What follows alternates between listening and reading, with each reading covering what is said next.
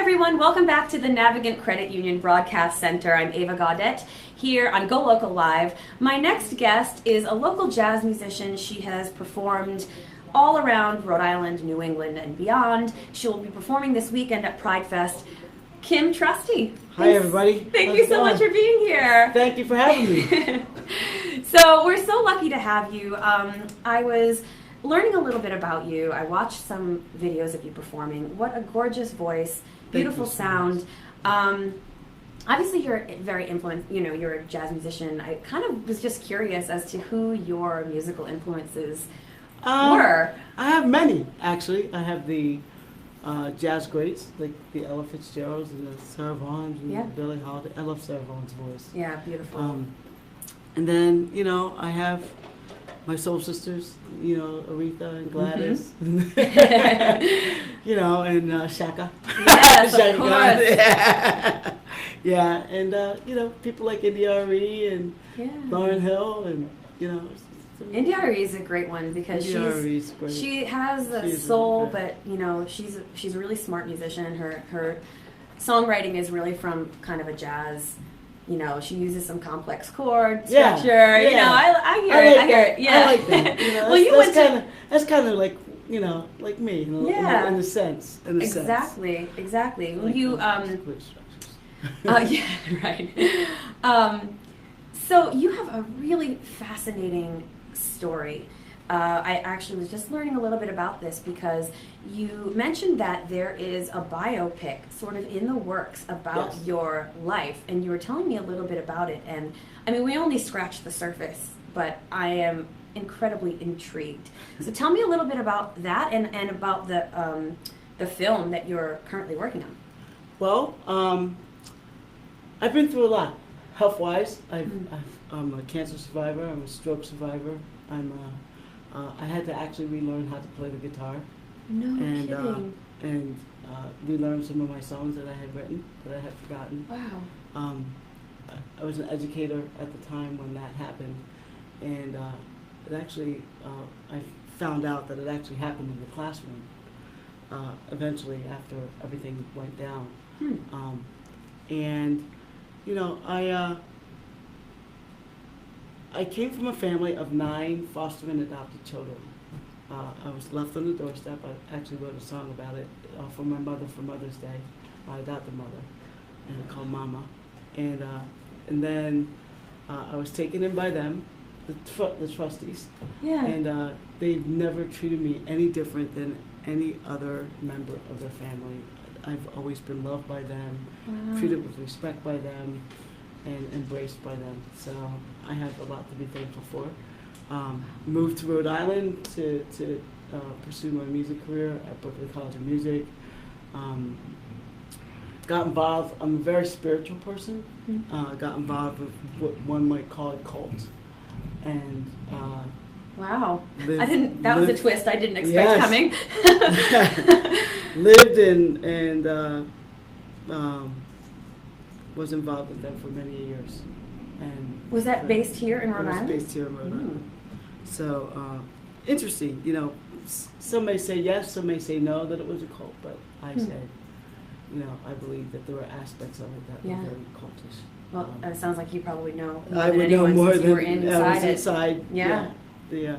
So, lots going on. Yeah, for sure. Lots of, you know, my travels as a musician, you know, my growth as a musician, you know, from being a young child and singing at the age of 5 in the churches and doing that, my involvement in the churches, my involvement with education and starting a school, and just lots of different things that I've been involved with. Amazing. So did this person confront you on the idea Absolutely. of writing a... They heard my music, very intrigued by my music, loved my music, and approached me and said, you know, we got to talk, and they're like, hey, I want to write your story. Yeah. This is what I do. And I'm like, you gotta be kidding me. Well, this needs to be... He says, this needs to be told. For sure. This needs to be heard. And so, yeah, I kind of keep bouncing back, and, you know, people who have known me over the years have seen me go through many a trial and bounce back and, Wow. And so I call myself pretty resilient. Yes, absolutely. Absolutely. Wow, that is something that I would love to keep up I with, would definitely, I would You have definitely to let keep us you all in the know loop. when that's happening. Definitely keep you in the loop. And, So you're still sort of in the writing phase of we're this? in the writing phase of it still. We're going to be meeting with someone about possibly doing like a kind of a sort of what do you call those? They're called they have a name. Oh my gosh, podcast. Oh yeah, podcast. Yeah, podcast. Great. Like some podcasts of what's to come. Great. So that's that. Kind of keep people Yeah. informed during the process of During it. the process, you Yeah. know, what's going on musically during the process Yeah. too. There's a lot going on that's going to be going on musically as well. So Very cool. yeah, I'm excited. Awesome. I'm excited somebody cared enough about me to want to write about me. I mean, I think just, like I said, I mean, I have gotten just snippets of information. I think it's fascinating, and I agree. I think your story is And I think it would resonate too with a lot of people. absolutely. Not all of it, but bits and pieces of it would resonate with folks. So I think anyone who is able to hear of a story of such resilience and the ability to take whatever situation and make the most of it is a subject that a lot of people can, yeah. understand and feel. So musically, you do have some other projects in the works as well. I do. You're going to be adapting some music to the novel The Red Tent. I So did, tell us actually. about, you I already did, did this yeah. project. Okay, Uh-huh. so tell us about this. This is really interesting. The Red Tent by Anita Diamond was adapted by Ricardo Pitts-Wiley at Mixed Magic Theater as a theater piece. Okay. And during that process, I was the musician. I was chosen as the musician to do incidental music. Mm-hmm. And also I wrote the music and the melody to one of her pieces called Fear Not, that she had written the lyrics to, and so I put music to it. And Ricardo Pitts-Wiley also has some songs. And the song I'm actually going to play later is one of the songs that I played in the Red Tent when it was performed. Awesome. I was just going to ask if it was recorded, if there's any way of hearing it. It is recorded. It's on my CD called I Will Be Waiting. Okay. The tune is called Tell Me My Sister. Okay. And yeah, it's out there. Oh, awesome. So we'll be hearing that one later? Yeah. That's great. Okay. But before we get to that, I wanted to talk a little bit about your performance this weekend. So at Pride Fest, this is going to be so cool. It'll be fun, there's so man. much going on, and there is an acoustic stage. It's located on Planet Street on Saturday. Mm-hmm. They have events, performances from noon until 4, and there's all kinds of things. It looks like there's some poets and some musicians. You're going to be performing at 3:20. It's very specific. Yes. 3:20 to 4 p.m. Don't miss it.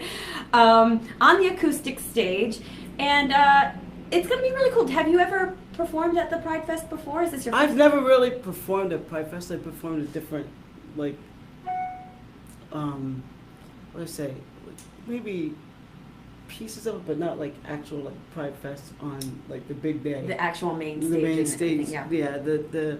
The big day where they have the parade at night Yeah. and the whole 9 yards. And it'll be really fun, and it'll be a great way to support the community Yeah. and be out there with my brothers and my sisters, Exactly. rooting them on and Yes. saying, hey, you know what?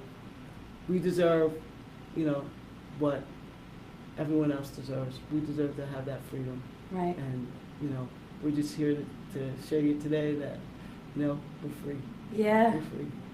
And it is like I was just saying in the interview earlier with Frenchie. It's really a communal thing. I mean, I think the entire community here, whether you're LGBT or not, Yes. it's inclusive. It's everyone sort of celebrating the same goals that we all have. That's right. That's right. And I was really ecstatic when gay marriage the law passed, and things are really changing in Rhode Island. Yeah. And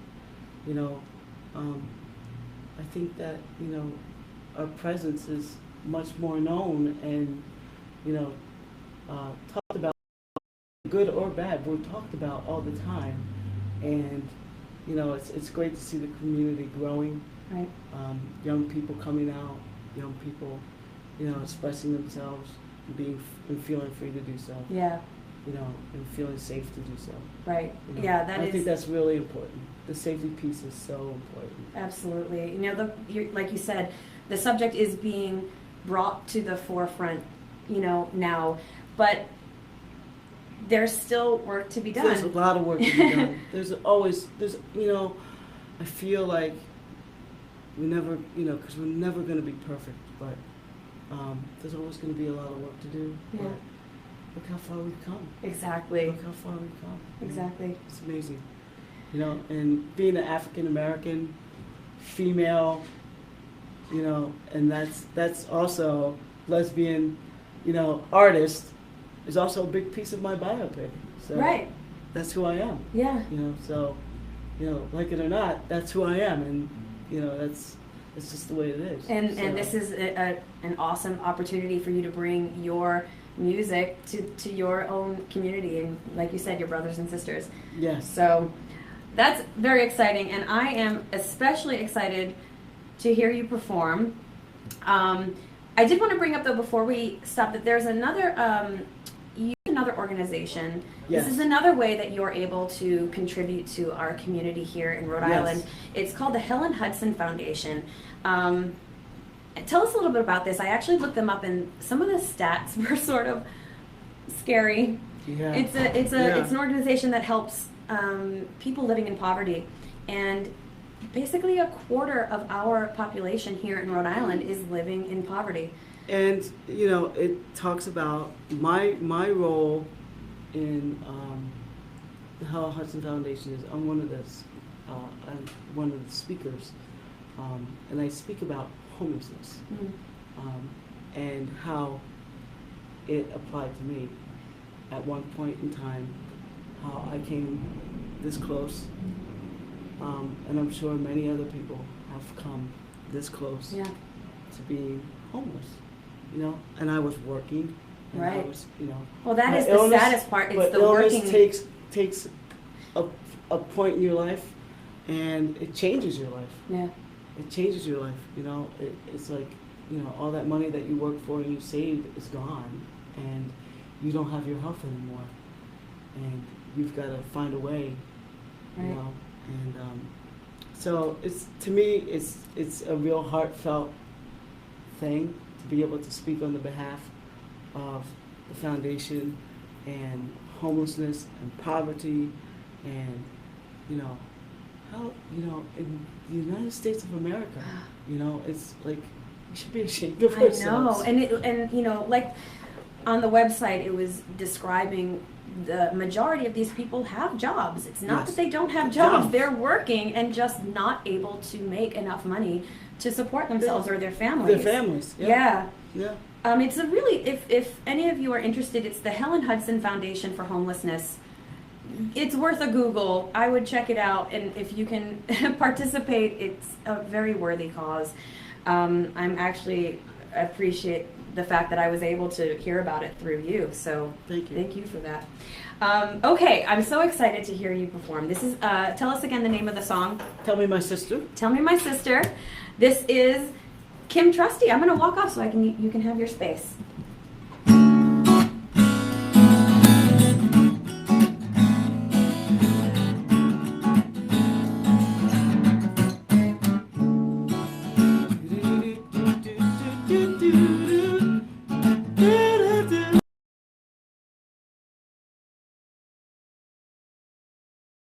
For my will is strong and my need is great. So tell me, my sister, is there a proper way? Will they view me as dangerous or suspect? But little do they know all I'm looking for is respect. And these are some of the silent things I experience every day. Every day, every day, every day, every day.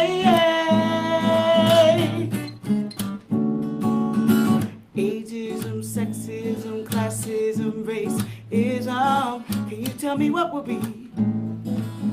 The next door is protection, direction, and expectation. They question me as to whether I have an education, and these are some of the silent things I experience every day, every day, every day, every day, every day. Oh, my sister, tell me, my sister, oh, my sister, for my will is strong and my need is great. So tell me, my sister, is there a proper way? Will they view me as dangerous or suspect? But little do they know all I'm looking for is respect. My will is strong and my need is great. So tell me, my sister, is there a proper way?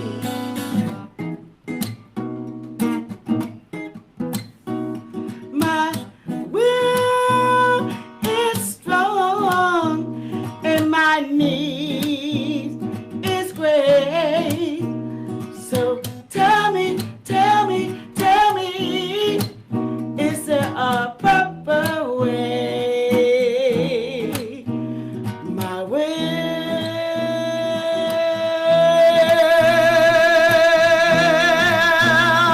is strong and my need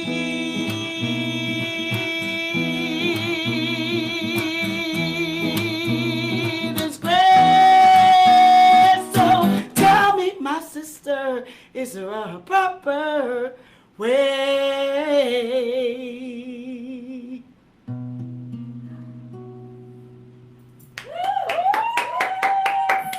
That was beautiful. Thank you. Oh my gosh, Kim, thank you so much for You're being so here. welcome. Thank you for having me. We're gonna take a selfie. Yay! So go check out Kim this weekend, 3:15, acoustic stage at Pride Fest. Thank you so very much for being here. You're amazing. Thank you so much.